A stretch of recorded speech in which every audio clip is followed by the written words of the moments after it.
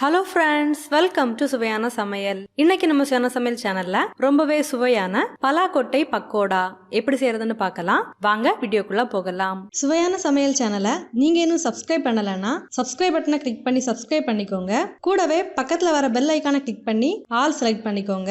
இந்த சேனல்ல வர வீடியோஸை மிஸ் பண்ணாம பாருங்க. பலாக்கொட்டை பக்கோடா செய்யறதுக்கு முதல்ல பலாக்கொட்டையை வேக வச்சு எடுக்கலாம். பலாக்கொட்டையோட தோலெல்லாம் எடுத்ததுக்கு அப்புறமா நல்லா க்ளீன் பண்ணி எடுத்திருக்கேன். இது ஒரு பாத்திரத்துல சேர்க்கலாம். கூடவே இதை வேக வைக்கிறதுக்கு தேவையான அளவுக்கு தண்ணியும் சேர்த்துக்கோங்க. தேவையான அளவுக்கு உப்பு சேர்த்துக்கோங்க. ஒரு வாட்டி இதை நல்லா கலந்து விட்டதுக்கு அப்புறமா இந்த பலாக்கொட்டையை நல்லா வேக விடலாம். நம்ம சேனல்ல நிறைய விதமான பலாக்கொட்டை ரெசிபிஸ் நான் அப்லோட் பண்ணியிருக்கேன். டிஸ்கிரிப்ஷன் பாக்ஸ்ல ரெசிபியோட லிங்க் கொடுக்குறேன். தேவைப்படுறவங்க செக் பண்ணி பார்த்துக்கோங்க. இப்போ பார்த்தீங்கன்னா பலாக்கொட்டையை நல்லா வேக வச்சு எடுத்தாச்சு. இந்த தண்ணியிலேருந்து இதை வடிகட்டி எடுத்து வைக்கலாம். இதில் பார்த்தீங்கன்னா பலாக்கொட்டை பக்கோடா செய்யறதுக்காக வேக வச்சு எடுத்த பலாக்கொட்டை ஒரு 25 எண்ணம் எடுத்திருக்கேன். வேக வச்சு எடுத்த பலாக்கொட்டைகளை இந்த மாதிரி துருவி எடுத்துக்கோங்க. இந்த மாதிரியே எல்லா பலாக்கொட்டைகளையும் துருவி எடுத்து வச்சுக்கோங்க. எல்லா பலாக்கொட்டைகளையும் துருவி எடுத்ததுக்கு அப்புறமா பார்க்கலாம். இப்போ ஒரு பாத்திரத்துல துருவி எடுத்திருந்த பலாக்கொட்டைகளை சேர்த்துக்கோங்க. கூடவே ஒரு வெங்காயம் கட் பண்ணி சேர்த்துக்கோங்க. அடுத்ததா உங்க காரத்துக்கு ஏற்ப பச்சை மிளகாய் கட் பண்ணி சேர்த்துக்கோங்க. நான் இதுல ஒரு பச்சை மிளகாய் கட் பண்ணி சேர்த்திருக்கேன். ஒரு கொத்து கருவேப்பிலை சேர்த்துக்கோங்க. கொஞ்சமா பெருங்காயத்தூள் சேர்த்துக்கோங்க. தேவையான அளவுக்கு உப்பு சேர்த்துக்கோங்க. நம்ம பலாக்கொட்டையை வேக வைக்கும் போதே உப்பு சேர்த்து தான் வேக வச்சு எடுத்துருக்கிறோம். அதனால பார்த்து சேர்த்துக்கோங்க. அடுத்ததா உங்க காரத்துக்கு ஏற்ப மிளகாய்த்தூள் சேர்த்துக்கோங்க. நான் இதுல 1 டீஸ்பூன் காஷ்மீரி மிளகாய்த்தூள் சேர்த்துருக்கேன். அடுத்ததா 1 டீஸ்பூன் சோம்பு லைட்டா தட்டி சேர்த்துக்கோங்க. 1 டீஸ்பூன் இஞ்சி பூண்டு லைட்டாக தட்டி சேர்த்துக்கோங்க.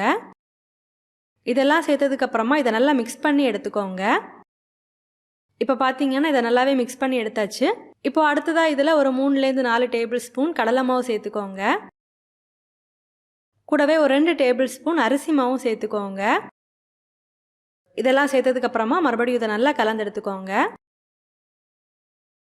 நீங்கள் இதை கலந்து பார்த்ததுக்கு அப்புறமா உங்களுக்கு தேவைப்பட்டால் கடலை மாவு சேர்த்துக்கோங்க. இப்போ இதை நல்லா மிக்ஸ் பண்ணி எடுத்தாச்சு. அடுத்ததாக இதில் கொஞ்சமாக தண்ணி தெளித்து மிக்ஸ் பண்ணி எடுக்கலாம்.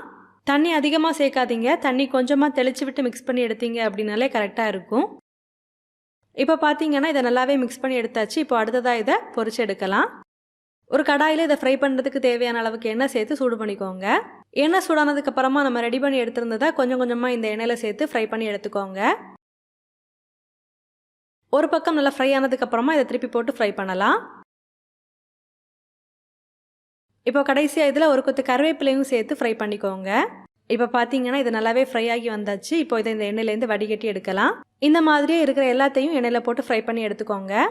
அவ்வளோதான். இப்போ நம்மளோட சுவையான பலாக்கொட்டை பக்கோடா ரெடி ஆயிடுச்சு.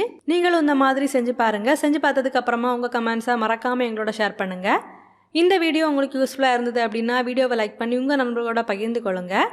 நீங்கள் இன்னும் நம்ம Suvaiyan Samayal சேனலை சப்ஸ்கிரைப் பண்ணலைன்னா மறக்காமல் சேனலை சப்ஸ்கிரைப் பண்ணிக்கோங்க. இந்த மாதிரி சுவையான ஒரு ரெசிபியோட நான் உங்களை சந்திக்கிறேன். அது வரைக்கும் சுவையா சமைங்க, சுவையா சாப்பிடுங்க. நன்றி.